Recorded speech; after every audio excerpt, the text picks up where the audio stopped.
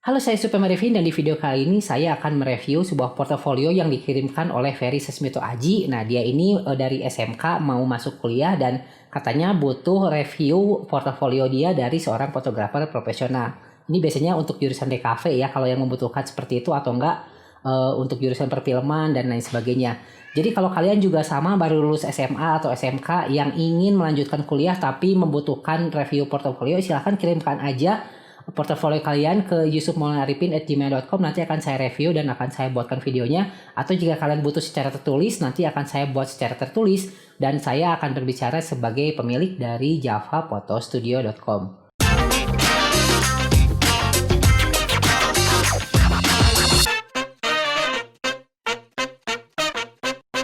Oke, jadi ini adalah portofolio yang dikirimkan oleh Peri Sasmito Aji kepada saya dengan format PDF dan kita akan nilai. Ini kalau dari depan ini udah bagus ya, desainnya ini lumayan apa? Simple.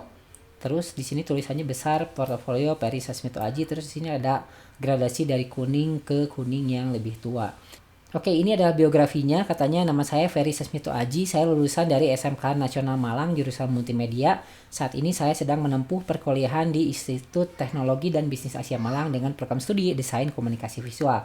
Dan memang cocok untuk SMK Multimedia itu melanjutkannya memang ke Desain Komunikasi Visual gitu. Saya juga kepala program multimedia di salah satu SMK swasta di Kota Bandung dan beberapa dari anak didik saya memang melanjutkannya itu ke DKV gitu. Terus juga di sini katanya skill dan software fotografi dan videografi dan dia bisa menggunakan Photoshop, ada AI, ada Premiere dan ada Lightroom. Dan kalau kita boleh nitpick ya, ini logo Photoshopnya ini kurang dekat dengan AI-nya, sedangkan yang ini dekat segini jaraknya. Ya, tapi itu nggak masalah sih. Dan ini adalah foto model yang dia kirim ke saya. Kita kan bahas satu persatu ya secara detail supaya enak aja. Dan yang pertama adalah yang video yang ini ya, foto yang ini ya. Ini kalau saya bilang ini croppingnya ketat banget, jadi sangat dekat karena bagian atas kerudungnya ini kepotong kan. Dan dia menggunakan lighting dari atas, which is memang tidak masalah dan ini bagus ya fotonya.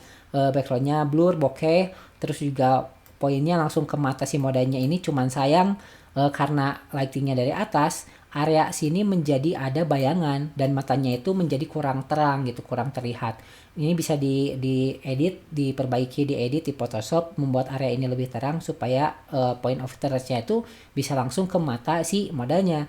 Nah, sedangkan kalau kita lihat di sini, ini si cahayanya itu dia ke sini ke arah pipinya.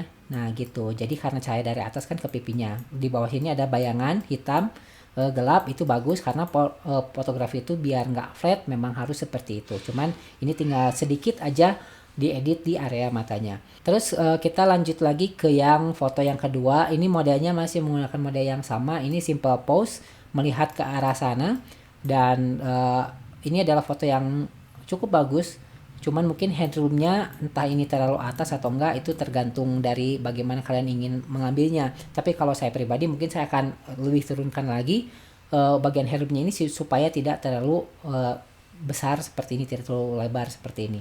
Terus yang ketiga nih, ini yang menjadi permasalahannya adalah ini harus diperhatikan shadow yang ingin kita tampilkan. Apabila kita ingin menampilkan bayangan di muka orang atau tekstur bayangan, itu jangan bayangan dari tumbuhan yang tidak jelas teksturnya seperti ini. Ini adalah sampel yang bagus, lihat.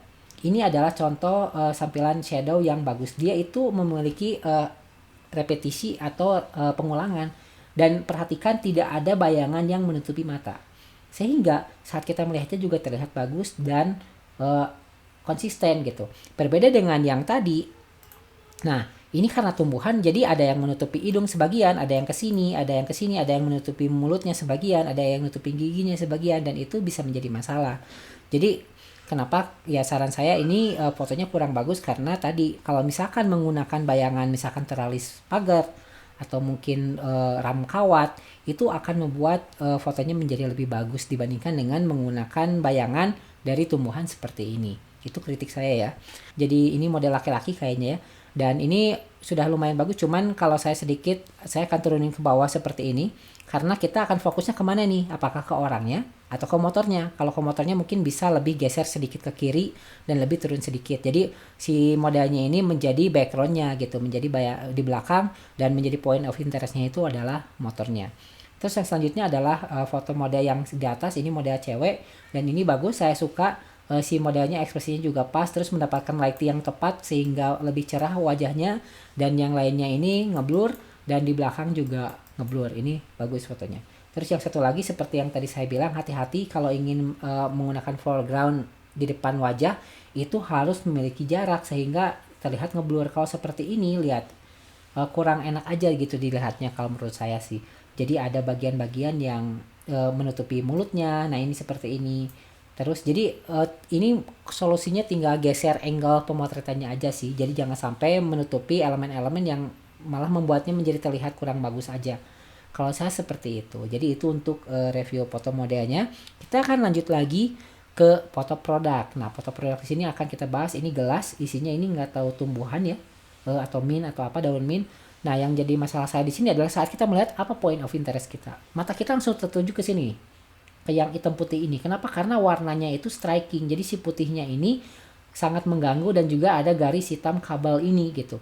Jadi saran saya adalah coba kamu geser sedikit angle-nya supaya bagian itu tidak terpotret. Di situ satu. Kenapa? Ya karena kelihatan jelas, karena kurang bokeh aja gitu kan. Karena si gambarnya kurang bokeh sehingga melihat kita langsung cek, lihatnya ke situ. Meskipun kita melihat langsung ke gelas ini, pasti mata kita tuh gatal pengen ngeliat ke arah situ, dan itu yang jadi masalahnya di foto ini.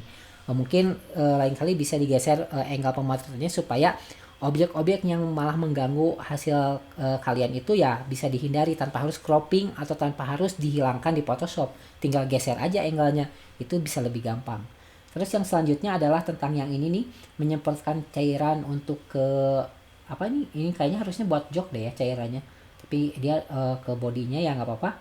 Dan ini lumayan bagus hasilnya, jadi jelas sedang menyemprotkan sebuah produk ke motor. Jadi ini kalau misalkan untuk produk iklan ya, iklan produk ini bisa digunakan nih, karena memang kegunaannya adalah untuk permukaan motor. Ini udah message-nya udah dapat nih, bisa digunakan oleh satu tangan, disemprotkan seperti ini. Dan yang kedua adalah ini adalah produknya, close up-nya juga bagus, karena memang ya kalau misalkan kita ingin menjual produk ini kit ya, kit motor, ya otomatis produknya harus motor kan, karena nggak lucu kalau kit motor terus produknya mobil. Jadi itu juga ini fotonya bagus. Yang terakhir ini adalah yang tadi, ini minuman mungkin ya. Eh, Kalau ingin seperti ini, mungkin saran saya ini di crop lagi lebih ketat segini nih. Jadi biar tidak banyak negative space atau ruang kosong yang tercipta gitu dari foto yang sebelah sini, dari ini juga ya. Jadi bisa lebih close up lagi supaya kita bisa melihat detail lebih jelas tentang tekstur daun, tekstur kulit jeruk, dan juga ini ornamen-ornamen pendukung di sini gitu. Jadi tanpa harus melihat background putih polos atau background hitam polos. Ini saya yakin ini genting ini. Jadi genting yang sebelah sini kan. Nah, itu jadi di situ ya. Itu adalah untuk review dan kritik saran saya untuk foto produk. Kita lanjut lagi ke foto prewedding. Kalau saya lihat di sini foto prewedding tidak ada masalah. Foto prewedding memang tujuannya adalah untuk mengcapture romantisme dari pasangan yang akan menikah. Jadi di sebelah sini nih croppingnya ketat, tangannya kepotong, tidak masalah karena kan seimbang. Terus belakangnya backgroundnya bokeh full, kontrasnya tercipta karena lihat antara background dengan rambutnya masih terlihat jelas, dan itu yang penting. Terus di sebelah sini ini ada tekstur payung-payung yang membuat kontrasnya lebih dapat lagi, itu bagus. Tuh, cuman saran saya nanti kalau kamu ingin menjadi seorang fotografer komersil, hilangkan jerawat konsumen kamu. Klien kamu tuh harus dihilangkan jerawatnya supaya mereka puas. Kalau seperti ini kulitnya masih kasar, masih terlihat jerawat, itu mereka kadang suka kok jerawatnya nggak dihilangkan. Itu suka kadang seperti itu ya. Jadi saran saya selalu retouch wajah-wajah dari klien kamu supaya mereka puas dengan hasilnya. Dan ini adalah ekspresi yang tarik nafas seperti itu, seperti Titanic ya. Dan ada foregroundnya juga di sini ngeblur, bagus. Terus juga yang terakhir ini adalah memeluk dari belakang dan melihat ke satu arah yang sama. Cuman kalau saran saya sih mungkin ini entah pagi atau sore, tapi ini plain putih ini bisa dihindari dengan cara kamu nanti bisa pakai flash, ke arah wajah dan belakangnya bisa diturunin sehingga mungkin lebih gelap lagi gitu langitnya, nggak terlalu putih seperti ini. Satu lagi ada di sini wedding ya. Ada wedding di sini. Nah ini nih, ini kayak begini nih yang suka saya benci nih dalam wedding fotografi. Saya tuh nggak suka kalau ada orang yang menghalangi kita atau nabrak gitu, nabrak kita motret ke arah sana, terus orang itu pakai handphone moto ke arah kita, otomatis kan ke foto.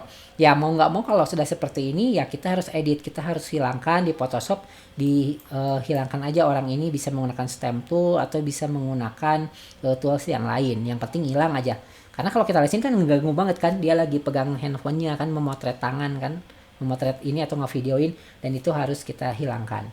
Nah kalau yang ini bagus, warnanya ini pakai color gradingnya juga enak buat dilihat. Terus juga pengantinnya di sini backgroundnya bokeh, yang satu ngeliat ke depan, satu nyamping.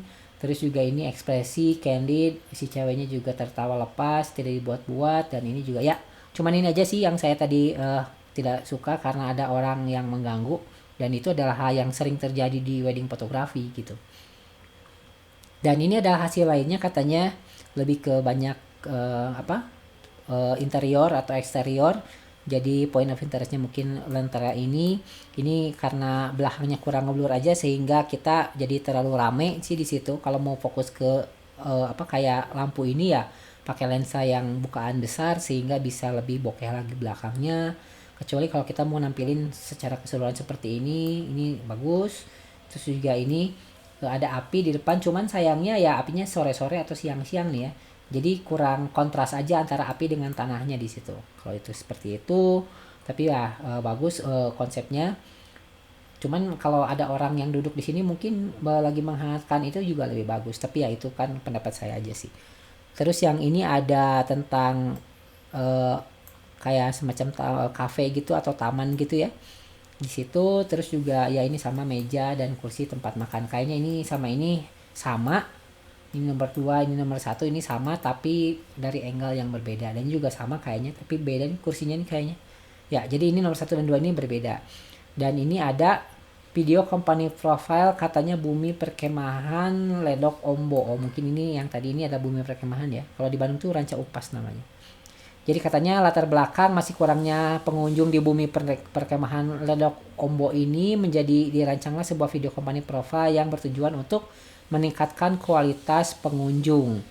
Dan kalau kamu pengen menampilkan iklan untuk Bumi Perkemahan Ledok Ombo, ini saran saya ya, si modelnya atau talentnya itu jangan menggunakan handphone. Ya mereka harusnya camping di situ senang, atau misalkan lagi bakar-bakar jagung atau mungkin lagi minum teh. Jangan sekalipun menampilkan model yang menggunakan handphone di tengah-tengah Bumi Perkemahan, karena sudah jelas kan Bumi Perkemahan itu adalah tempat orang ngadem, tempat orang camping, bukan untuk pegang handphone. Dan sini yang ditampilkan adalah 2 orang di dalam tenda sedang menggunakan handphone.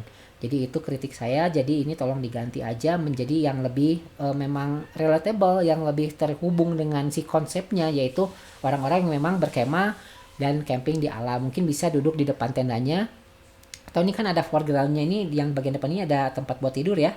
Nah ini misalkan duduk di sini sambil ngeteh atau sambil minum apa, sambil ketawa-ketawa, itu akan lebih impactful banget buat pesannya dibandingkan kedua orang hanya menggunakan handphone di dalam tenda gitu.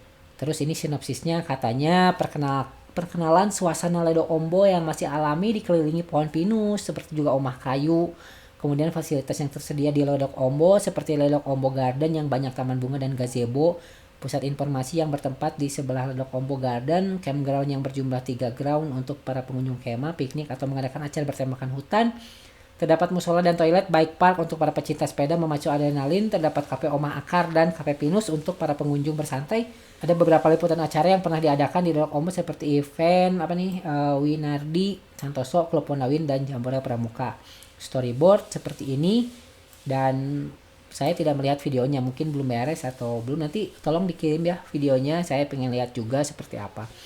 Nah kalau untuk membuat storyboard, ini storyboard yang pertama yang harus kamu lakukan sebelum membuat storyboard itu adalah script. Di dalam multimedia itu yang ada yang disebut dengan praproduksi, itu kamu harus membuat script dulu, terus kamu harus survei dulu ke lokasinya, mengambil gambar supaya nanti saat membuat storyboard juga lebih gampang gitu.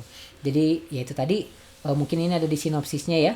Sinopsisnya ini mungkin seperti skrip, bagaimana apa aja yang harus diambil dan nanti bagaimana proses produksi dan juga proses praproduksinya. Jadi begitu aja mungkin ya untuk review dari saya.